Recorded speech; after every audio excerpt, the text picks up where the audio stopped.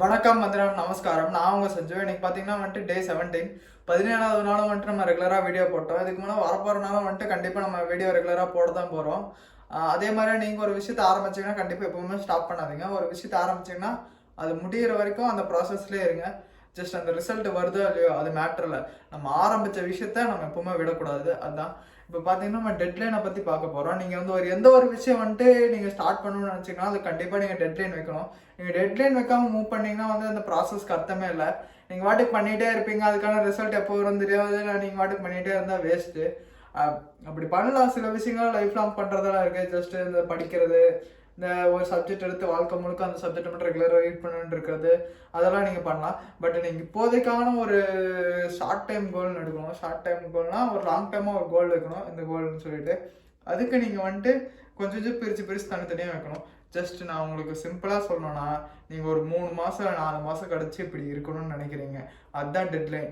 பார்த்தீங்கன்னா நீங்கள் ஒரு 3 மந்த்ஸில் உங்கள் லைஃபே சேஞ்ச் பண்ணணும். நீங்கள் ஒரு ஏதாச்சும் ஒரு விஷயத்த கற்றுக்க போகிறீங்க, அந்த விஷயத்தில் நீங்கள் ஓரளவுக்கு டாப் ஆக போகிறீங்க, அதில் அந்த விஷயத்தில் ஓரளவுக்கு நல்லா கற்றுக்கணும்னு நினைக்கிறீங்கன்னா ஒரு டெட்லைன் வைக்கிறது. அந்த மாதத்துக்குள்ளே ஒரு 4 மாதத்துக்குள்ளேன்னு வச்சுக்கோங்களேன். அந்த டெட்லைன் வச்சா மட்டும் பார்த்தாது. அந்த டெட்லைனுக்குள்ளே நிறைய 5-6 டெட்லைனும் வைக்கணும். அப்படின்னா வச்சுக்கோங்களேன், ஒரு 4 மாதம் 5 மாதம் ஒரு கோல் செட் பண்ணுறீங்க, பண்ணிட்டீங்க. பண்ணதுக்கப்புறம் என்ன பண்ணணும்னா வந்துட்டு ஒரு 4 மாதத்தில் ஒரு மாதத்துக்கு ஒரு டெட்லைன். இந்த மாதத்துக்குள்ளே நீங்கள் ஒரு பேசிக்ஸ் முடிக்கணும். அடுத்த மாதத்தில் வந்து அந்த பேசிக் மேலே கொஞ்சம் சின்ன சின்ன விஷயம் இருக்குது, அதுக்கு போகணும். அதுக்கு அடுத்த மாதம் வந்துட்டு இன்னும் கொஞ்சம் இந்த பேசிக்கை தாண்டி அட்வான்ஸ் லெவலுக்கு போகணும். அட்வான்ஸை தாண்டி இன்னும் கொஞ்சம் புஷ் பண்ணி அட்வான்ஸை விட ஓரளவுக்கு ஹை பர்ஃபார்மராக நீங்கள் ஆகணும். அதுக்கு என்ன பண்ணணும்னா, அதுக்கு என்னென்ன பண்ணாலையோ வந்துட்டு டெய்லியும் அதை பிரித்து வைக்கணும். நீங்கள் அந்த ஃபஸ்ட்டு வந்துட்டு பேசிக்ஸ் எல்லாம் என்னென்ன இருக்குன்னு ஸ்டார்டிங் எடுத்து நோட் பண்ணி வச்சுக்கணும். என்னென்ன பேசிக்ஸ் இருக்குது, என்னென்ன பார்க்கணுங்கிறத எடுத்து நோட் பண்ணி வச்சுட்டு அந்த என்னென்ன பேசிக்கோ அதை வந்துட்டு தனித்தனியாக பிரித்து வைக்கணும்.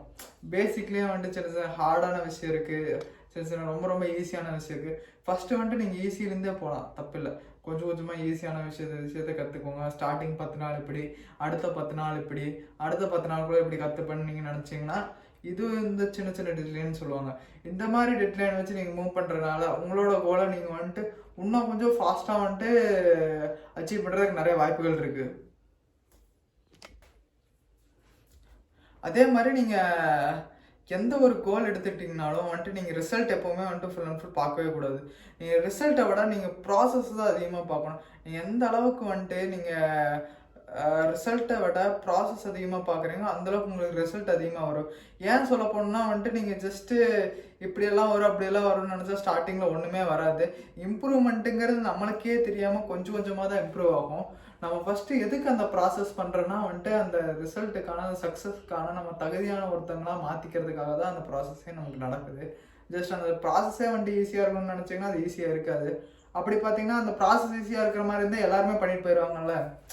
நீங்கள் எந்த ஒரு ப்ராசஸ் கஷ்டமாக இருந்தாலும் அது என்ன நினைக்கணும்னா, நீங்கள் ஜஸ்ட் அந்த ஒரு ப்ராசஸை வந்துட்டு ஒரு சில பேர்னால தான் பண்ண முடியும், என்னால் பண்ண முடியும். அந்த ப்ராசஸை வந்துட்டு நீங்கள் ரிசல்ட்டை பார்க்குறத விட அந்த ப்ராசஸ் அதிகமாக பார்த்துட்டே இருந்தீங்கன்னா ஒன்ஸ் அந்த ரிசல்ட்டுக்கு ஏற்ற வந்துட்டு சக்ஸஸ் உங்களுக்கு கிடைக்கலனாலும் அந்த ப்ராசஸில் உங்களுக்கு ஒரு கான்ஃபிடென்ட் கிடச்சிருக்கும். ஒரு மாதிரி நல்லா ஒரு எனர்ஜெட்டிக்காக பண்ணியிருப்பீங்க.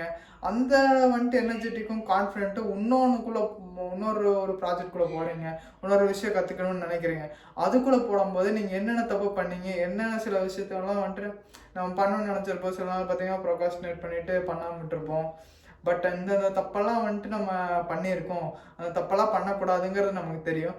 பட் என்ன பண்ணணும்னா அதுக்காக நீங்கள் அந்த ப்ராசஸ்குள்ளே இருக்கணும். ப்ராசஸ்குள்ளே இருந்து ட்ரை பண்ணிகிட்டு இருக்கணும். ஒன்ஸ் அந்த மிஷின் என்ன ஒன்ஸ் பாதியோடு வந்துட்டு நீங்கள் ட்ராப் ஆனாலும் சரி, என்னாலும் சரி, பட்டு அந்த ப்ராசஸ்ஸுங்கிறது தான் உங்களுக்கு மெயின். நீங்கள் இதில் வந்துட்டு ஒரு வேளை சக்ஸஸ் ஆகலைனாலும் நீங்கள் நெக்ஸ்ட்டு ஒரு விஷயம் எடுத்து பண்ணும்போது கண்டிப்பாக சக்ஸஸ் ஆகுங்க. அதுக்கு மெயினான திங் என்னென்னா நீங்கள் பார்க்குற விதம் தான். அந்த ப்ராசஸ் எப்படி பார்க்குறீங்க, எப்படி பண்ணுறீங்கன்னு தான்.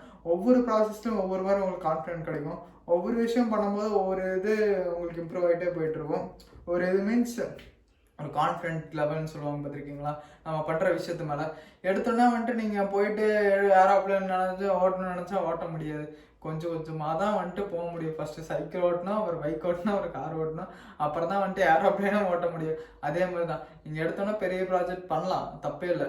பட் ஆனால் வந்துட்டு நீங்கள் சின்ன சின்னதெல்லாம் வந்துட்டு சின்ன சின்ன விஷயங்கள்லாம் பண்ணுவீங்கள, அதெல்லாம் கொஞ்சம் கொஞ்சமாக கற்றுட்டு இன்னொரு பெரிய ப்ராஜெக்ட் போகும்போது அது ஈஸியாக பண்ண முடியும். ஒரு ஸ்கில்லாக இருந்தாலும் எதுவாக இருந்தாலும் சரி, நீங்கள் ஒரு லாங்குவேஜ் கற்றுக்குறீங்க, இல்லை நீங்கள் ஒரு மியூசிக் கற்றுக்க போகிறீங்க, ஒரு மியூசிக் கிளாஸ் போய் ஒரு கிட்டார் கற்றுக்குறீங்க, இல்லை ஏதாச்சும் ஒரு பிஸ்னஸ் ஸ்டார்ட் பண்ணுறீங்கனாலும் இந்த ப்ராசஸில் வந்துட்டு நீங்கள் இந்த ரிசல்ட்டில் வந்துட்டு உங்களுக்கு ஃபெயில் ஆகலாம். பட் ஆனால் நீங்கள் ப்ராசஸில் எப்பவுமே ஃபெயில் ஆகிருக்க மாட்டீங்க. அப்புறம் ஏதாச்சும் ஒரு விஷயத்த நீங்கள் பண்ணிகிட்டு இருந்திருப்பீங்க. இதுதான் டெட்லைனுங்கிற டெட்லைன்னா வந்துட்டு நீங்கள் ஒரு ஏம் வச்சுக்கணும். அதுக்குள்ளே வந்துட்டு ஏம் வச்சுட்டு அதுக்கான நாட்களை பார்த்துக்கணும், எத்தனை நாள் இருக்குன்னு சொல்லிட்டு அந்த நாட்களை நீங்கள் வந்துட்டு பிரித்து வச்சுக்கணும். பிரித்து வச்சு ஒரு பகுதி இது, இன்னொரு பகுதி இது, இன்னொரு பகுதி இதுன்னு வந்துட்டு தனித்தனியாக வகுத்துக்கணும். வகுத்துட்டு அதுக்குள்ளே நீங்கள் பார்த்தீங்கன்னா அதுக்குள்ளே சின்ன சின்ன பேசிக் கொஞ்சம் கொஞ்சமாக போகணும். அதை எடுத்து நீங்கள் லைட்டாக ப்ராக்ரஸ் பண்ணி என்னென்ன தப்பு பண்ணியிருக்கீங்க, என்னென்ன கரெக்ட் பண்ணுங்கிறத பார்த்தீங்கன்னா ஈஸியாக வந்துட்டு நீங்கள் முன்னேறிட்டு போயிட்டே இருக்கலாம். நான் பண்ணுற இது தான். நான் கொஞ்சம் கொஞ்சமாக வந்துட்டு நான் எப்படி பண்ணுறேங்கிறத வந்துட்டு நாளைக்கு ஒரு வீடியோவில் வந்துட்டு நான் எக்ஸ்பிளேஷனாக சொல்கிறேன். இன்றைக்கி டெட்லைனை பற்றி நான் உங்களுக்கு புரியுற அளவுக்கு சொல்லியிருப்பேன்னு நினைக்கிறேன். ஏதாச்சும் ஒன்றா மிஸ்டேக்ஸ் இருந்துச்சுன்னா சொல்லுங்கள். மிஸ்டேக்ஸ் மீன்ஸ் நீங்கள் சொன்னீங்க பேசுறது கொஞ்சம் சவுண்டாக கேட்க மாட்டேங்குதுன்னு சொல்லிட்டு. இப்போ பேசுறதெல்லாம் கொஞ்சம் லவுடாக கேட்குதா, இல்லை கரெக்டாக கேட்குதா, அந்த மாதிரி ஏதாச்சும் சொன்னீங்கன்னா ரிவ்யூ மாதிரி கொடுத்தீங்கன்னா பிரச்சனை இல்லை. அப்புறம் எதாவது இம்ப்ரூவ் பண்ணிக்கணும்னு சொன்னீங்கன்னா நானும் இம்ப்ரூவும் பண்ணிப்பேன். சரி, அடுத்த வீடியோவில் பார்க்கலாம். பாய்.